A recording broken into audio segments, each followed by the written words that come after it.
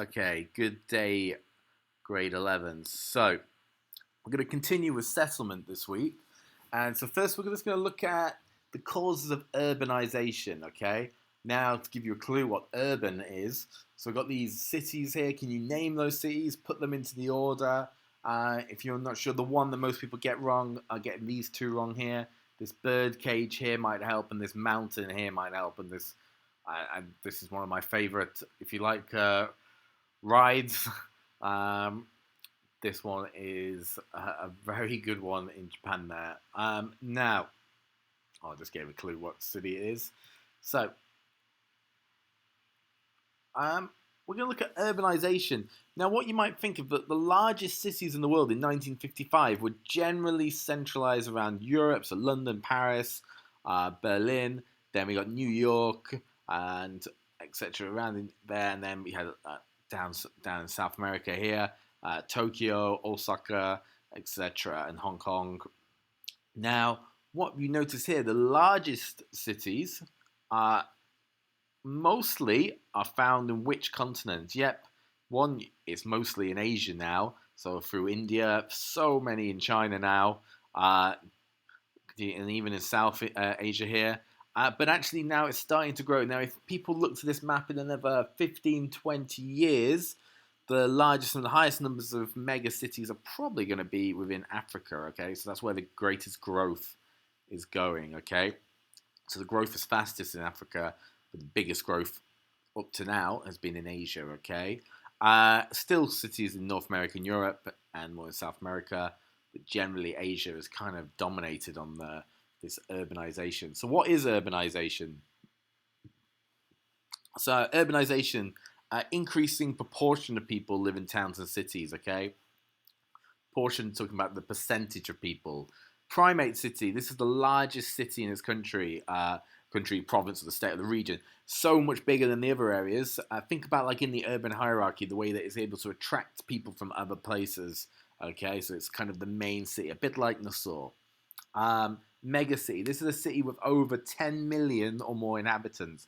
Now, there used to only be a few of these in the world, and also the definition for megacity has changed throughout the years. But a very large city with 10 million or more inhabitants.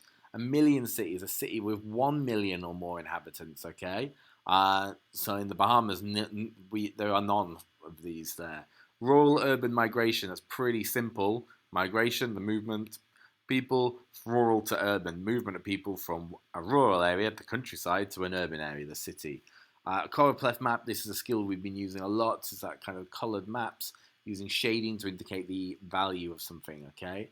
Uh, Bangkok is an example of a primate city, okay? 60% of Thailand's gross domestic product comes from that one city. 45% of all doctors are in Bangkok. It goes even beyond Thailand there. So if people get sick in nearby countries that maybe don't have such a developed health system, such as in Myanmar and parts of Vietnam and Cambodia, then they will actually go to Bangkok to be treated. Okay. Two reasons for urbanization. Use these pictures to help. Talked about one. This guy's moving. Here, number of babies minus. We've done about natural increase in birth rate before earlier on in the year. Okay, so yeah, rural urban migration and natural increase. Okay, so that's increasing them. So that's just an introduction to urbanization there for you. So now we're going to look at urban land use theory. Okay, so head up your paper, describe the various urban features and theories.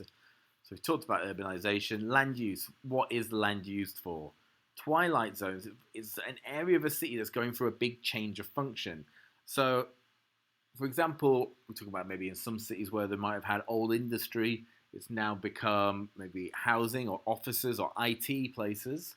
Also, in the Bahamas, we talked about areas that may have been previously for plantations, but then the function changed, and actually they didn't actually change into anything else. Okay, just ended up not being used, and the settlements kind of depleted. Um, and over time, certain areas' functions have changed. Commuting idea of getting from work from home to commute. Okay, I'll come back to that. urbanization, yeah, I've gone through that. Other keywords I'd really like you to write down, or you can highlight some of the handout that I've given you. Urban sprawl. This is the way that cities are growing and spreading out. Tokyo, for an example, is spread out so much that it's actually digested, as one way of putting it, four other cities that are around it to become this mega city of Tokyo. So actually, they're Yokohama, Saitama, Chiba, they were separate cities, but then they've become this one mega city, okay, that it's taken over. Urban renewal, this is, and we'll come back to actually the difference between renewal and regeneration, okay? It says replacement or renovation. We'll come back and I'll define the difference between that. Urban decay is these older part of areas are becoming derelict, need renovation, and we'll come to that actually next lesson when we go over that. So a new wider world, can you go to page 42? And there's kind of been many theories about how urbanization has developed. And the two theories we'll look at are Burgess and Hoyt, okay? That's what we'll start off with anyway. So if you look on page 42, there's been actually, what was the cause of this urbanization? That was from the rapid industrialization. So factories, people started being attracted to cities to come and get the jobs, better jobs. When they had more jobs and had more money, so there was better social life and better housing, better way of life. So people moved to those areas, okay? Think about that sphere of influence. If you had a factory with many jobs, you were able to attract people from far distances, okay? Now, urban land use models. So there's this idea that cities did not grow in a sort of random way, but often followed a certain pattern and certain shapes. That's why, even though each urban area is unique, some similar characteristics exist. So we've got Burgess was kind of the first one. It was based on actually it's widely seen that he used Chicago as an example of how he did this, and he claims that all cities and towns have a CBD, a central business district, right down in the center there, and then they grow out in a circular pattern. Okay, the pattern goes that the wealth and the housing quality increases. So the CBD is yet most expensive here, but then it increases as you go further out. So you've got these kind of middle class housing. So people who can afford the transport, people who can afford to travel long distances to work, live further away in these kind of green areas here, while those who can't afford that would have to be cramped up into the city centre, live close to their work. So if they're working in a factory, they could just walk to their factory. It could be polluted, could be not such a great place to live at that time, okay? Hoyt had a different idea. He actually said that it kind of follows public transport. So urban areas developed into these kind of sectors where following the main transport links in and out of the city, okay? So the cities are divided. If old industry, so when we talk about old industry, so if an industry left or closed down, if a new industry was going to locate anywhere in the city, they would choose somewhere that was already previously used as a place for industry. So it kind of grows into that place that place is known.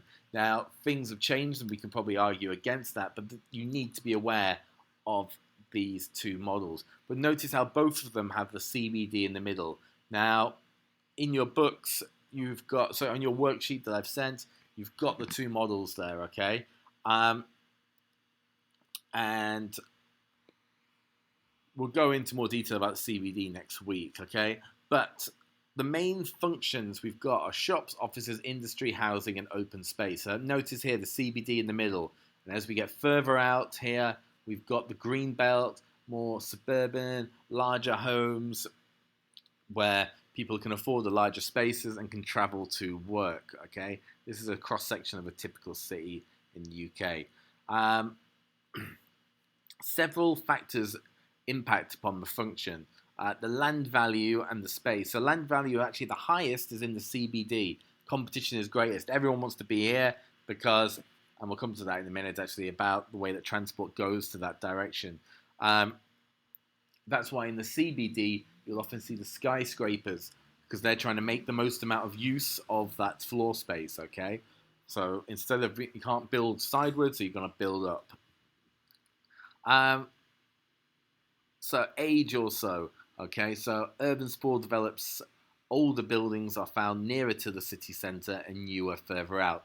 Now this is actually being changed, that actually the city centres are being, there's been urban renewal, and we'll talk about that next lesson.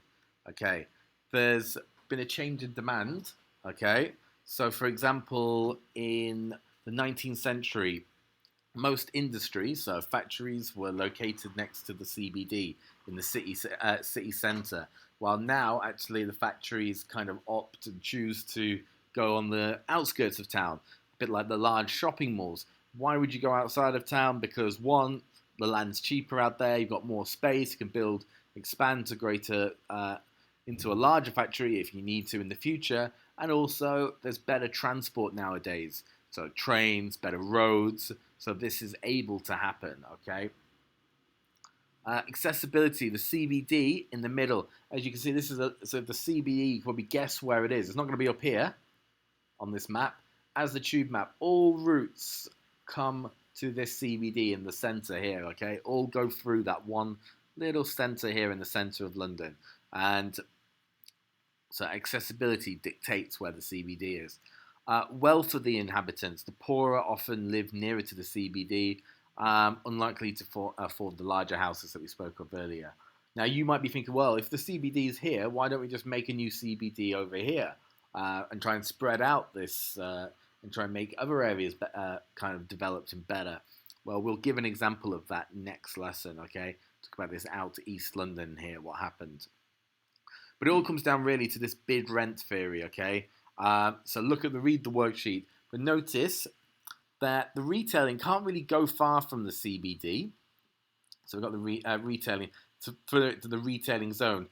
Why would they not go into the residential zone? Because then they would not be able to attract as many people from different areas. So if you were in the CBD, if you're here, then people from all directions can come. And think about that last lesson when we talked about the settlement hierarchies and etc. from there. Now, sorry. Now, industry can go further away, can go further out, but again, still relatively close to these sort of city hubs, and residents, if they're a good transport, can live further away. But notice, no matter what they are, the general trend is that you are going to need, the rent is going to be higher the closer you are to the CBD, okay? So, on your worksheet here, you'll be able to see that we've got the bid rent theory here, and it's kind of put it into almost like a mountain here for you. Note how the CBD is the most expensive as it's the most accessible, okay? And only a small amount of it is available. So what I want you to do is go through pages 44 to 47, have your highlighter, go through each section of the city and see how it is developed, okay? Notice the difference between urban redevelopment. Redevelopment means like knocking down buildings and building new, so like slum clearance, while urban renewal is about improving existing properties, okay? These are some, just to give you some pictures, so you would have seen pictures like this. They give this idea of what each area is. CBD, yep, so you've got these skyscrapers that are developing so they can take advantage of the lack of space. Then you've got the inner city, you've got these terraced houses, areas that used to be of industry. Suburbs, you can see more green areas here, so larger houses, roads so people can drive in and out to work, to the cities. Then the urban fringe even further out, so you can have industry that has lots of space and that can develop from there, okay? Now, if you were going to choose a site for where you were going to develop maybe your business or develop new housing, most places are having to regenerate or to redevelop old areas, okay? Now, so this is where there's this choice between greenfield or brownfield. Greenfield sites, brownfield sites. Now, I know just the colours kind of give it away, but yep, greenfield is kind of new land which has not been built on, okay? Maybe a rural area, maybe there was a green belt an area that was saved for greenery in the city. And then brownfield sites are areas that have been previously built on and may not, may still have a building there or may not, okay, but you might have to clean them. Greenfield advantages, plenty of space, land is much cheaper, no pollution. Disadvantages, harms the environment, can't get that green space back. You would have to start the infrastructure again from scratch because nothing's there already, okay? And the changes to the traffic in that area. Brownfield, city centres, yep, so they're actually usually close to the city. Trying to reduce as urban sprawl, okay, and can improve an area rather than having an area with derelict buildings and derelict industry. You can actually develop those areas. But some of the problems, and we'll talk about this example in East London in a second, there can be pollution, can be costly to remove previous buildings. Maybe the infrastructure wasn't developed very well previously, okay? And then if you are successful, what if you want to expand? No space, okay? Now this just goes through, I'll let you make a note of this about the different areas of London, what you can expect in each one. And you've got your assignments here, okay? New Wider World, question 6, A, B, and C, all questions parts of that upload. Okay, the third lesson of the week. So we're going to describe how urban areas change. Now, this just goes through, we talked about that previously. Suburbanization is kind of movement of people from the centre of the cities to the rural urban fringe. Deindustrialization is the way that factories are starting to close down. So certain industries are not needed. So maybe the manpower is not needed. So like, for example, in a car factory, used to be very much, many people were required. Now robots and machinery can do those jobs. Counter-urbanization. Now you know what urbanization is. Counter, you probably think it's a counter-attack, so it's to go in the opposite direction, okay? Movement of people, goods, businesses out of cities because of transport becoming better. Regeneration we've talked about previously. So I want you to go through pages 48 to 49 and 58 to 67 and go through the changes to urban areas. And when you get through to one, they actually get to a case study that's about East London. And what I want you to do is just take a break for a second and watch this video, okay? And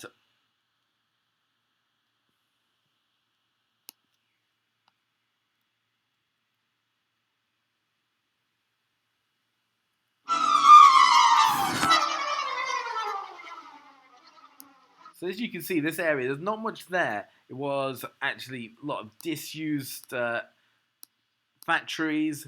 There was actually an area of a lot of crime, etc. And let's see what changes they made within a couple of years.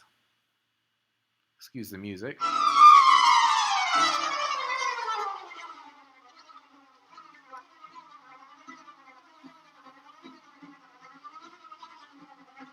This is what their plan was. Well, okay, we'll put the 2012 Olympic Stadium here, put an international train station here, we'll have the Olympic Village, which will then become housing.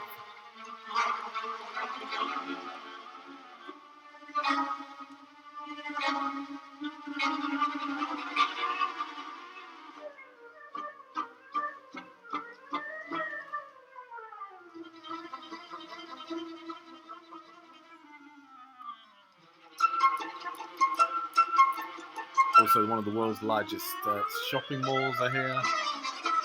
Classic centres, velodrome.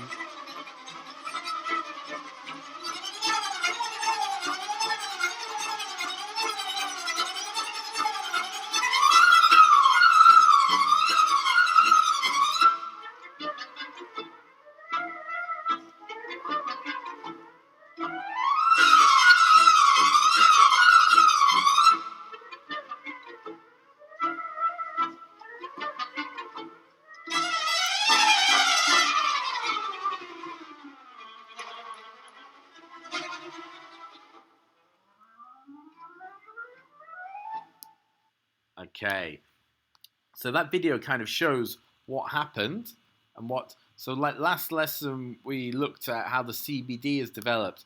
You can see in London here. Now these areas here on the outskirts here on the East London, they were kind of industrial areas. And I said like last week, oh, why can't we just make a new CBD over here? Now they've tried to develop the area, Now, why would they choose this area? Now, this slide here kind of tells a whole story. And this is in your book, but this is play from the start rather. So if I go from here, slideshow from current slide. So, got here. So, household income weekly. Okay, the average in London is 750, well below that average. Life expectancy, below. Child poverty, very high. Over almost half of the children born in 2009 who were living in this area were living in child poverty. GCSE points, so it's changed now, but back in these times, you could change your grade, so like a grade A would become a certain number of points. Now, on average, the points are much lower in this area. This area, you can see in these pictures here, actually, disused industry. This was actually known as like a white city because it had so many white goods. So if your fridge or your washing machine broke down, this is where it probably ended up here, and they would use the parts here. So you can see it's actually a very centrally, kind of pretty central London location. So very close to central London. So Westminster, so if I said like Big Ben was here, pretty close. I think it's only about 18-20 minutes on a train to get there. Now that sounds a long time here, but in London that's a very quick turnaround to get from one place to another. So these are some of the changes here. Okay, so in 2007 and 2012, that's West Ham's football ground now that used to be Olympic Stadium.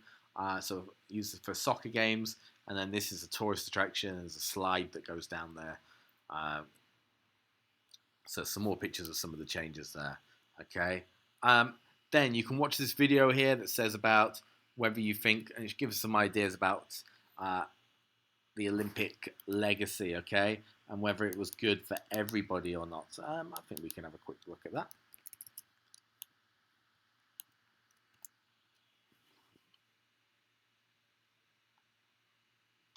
Ready? Everywhere they go, the games leave something behind. Good or bad, it's a multi-billion-dollar calling card, and on this day, a backdrop for engagement photos. This sums it all up. This is London for us. Barry Bryden and Samira Young grew up here in East London, saw the transformation the games brought. Now they're raising their son right by the Olympic rings. It looked like a dump. Old factories. See the finish, it looks really amazing. And to live in the village. It's like the icing on the cake. Well, the former athletes' village, yeah, it's amazing. New homes by the thousands, and they're still building. It's the most tangible legacy of the 2012 Games, the East London regeneration that organizers promised. A way to justify the $20 billion price tag, the most expensive summer games ever. If you just spend that money on 2 weeks of sport, and if you include the Paralympics, 4 weeks of sport, people will feel that that's a waste. What we were always very clear about in London, this was about something that would be delivered over the next 20 years. London 2012 took into account its legacy from the start. Organizers swore there'd be no white elephants here. Nothing like Beijing's iconic bird's nest. It still looks the same, just sits empty most of the time. Not quite the eyesores from the Athens Games or that flying saucer-type building in Montreal. In London, the stadium that hosted the opening ceremony, it's now got a new vocation, home to the West Ham United soccer team. Nearby, the aquatic center looks like this, with kids getting just as much use out of it as the elite athletes do. Even the seating was designed to be reduced after the games. The model for what we're trying to do is to build a new city. Homes, jobs, recreation, leisure and sport. With development comes controversy, though. In Rio, it meant demolishing homes in favelas. Here, continued construction is uprooting. Okay, so that gives it actually the positive side. There are actually quite a lot of negatives that come up. And what I want you to do is... So I've got I'll give it a worksheet that you'll be able to go through and just sort them into positive, negative. So let me just get the worksheet out. Where is it? Olympic pros and cons. Okay. And if you open up that worksheet, then you'll see some of the pros and cons, okay? So some people, almost the winners and losers, some people did really well, okay? Some people maybe lost their home, so they were kicked out of their area and had to move and live elsewhere. They would be seen as kind of a loser in that situation, okay? Not doing so well. So can you find out what the positive impacts and what's the worst, most important positive impact, what's the worst negative impact, okay, and justify your decision. Overall, London 2012 is an example of urban regeneration, okay? And we've talked about those types there. And next lesson, we will talk about CBDs and slums. Now, I've said quite a lot there, guys. Go through that, pause it when you need, go through the assignment from the New Wider World. Any questions, send me an email. Thank you.